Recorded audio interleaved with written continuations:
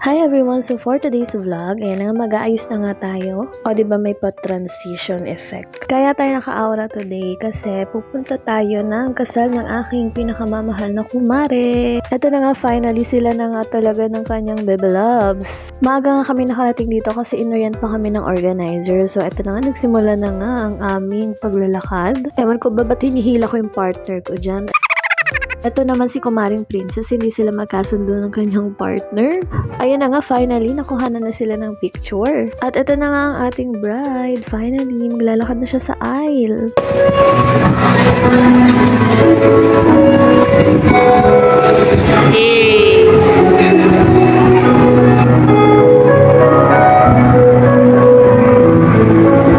Ito na yung pinakahihintay natin, ang kanilang unang halik. After nyan, dumiretso na kami sa reception ng kasal. Ayan nga, buti may dalang kotse ang mga kumare ko. Grabe guys, nagulat ako sa loob niyan, malaki pala yan. Ito nga si Kumaring Jerome, di mapakali sa kanyang regalo.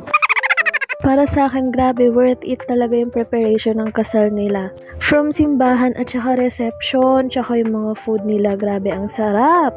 As a kumare, nasaksihan ko kung paano talaga nila inayos itong kasal nila. Ang elegante at ang quality nitong kasal nila. Siyempre, Jenny at Niel yan. Minake sure talaga nila na mag-enjoy yung kanilang guest.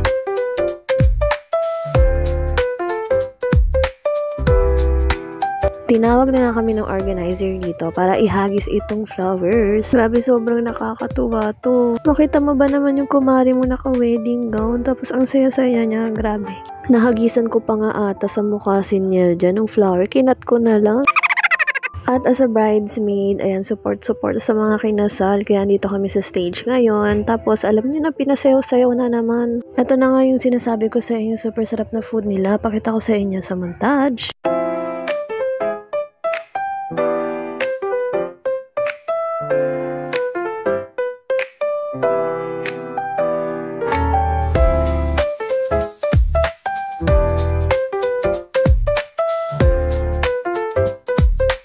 Nire-ready pa nga itong lechon, inaawitan na ng tropa tong waiter. Binigyan tuloy sila nung naggagayat. Tinabihan talaga namin yung buffet table para dito.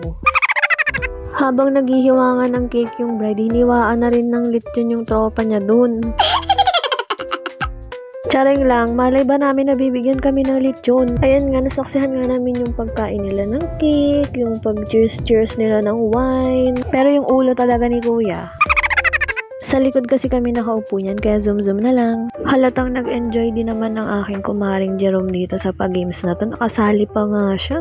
At ito na nga nagtatapos ang ating mini vlog. Congratulations sa ating newlyweds! A few moments later. O diba, huling-huli ang mga kumare ko. Hindi talaga sila makakaligtas kapag may friends silang video ng video. Siyempre, sayang ang binayad ng Kumaring Jenny dyan. Tapos matitira lang. Tapusin na nga natin to at nahiya na si Jerome. Bye! Kayo pa naiwan dito.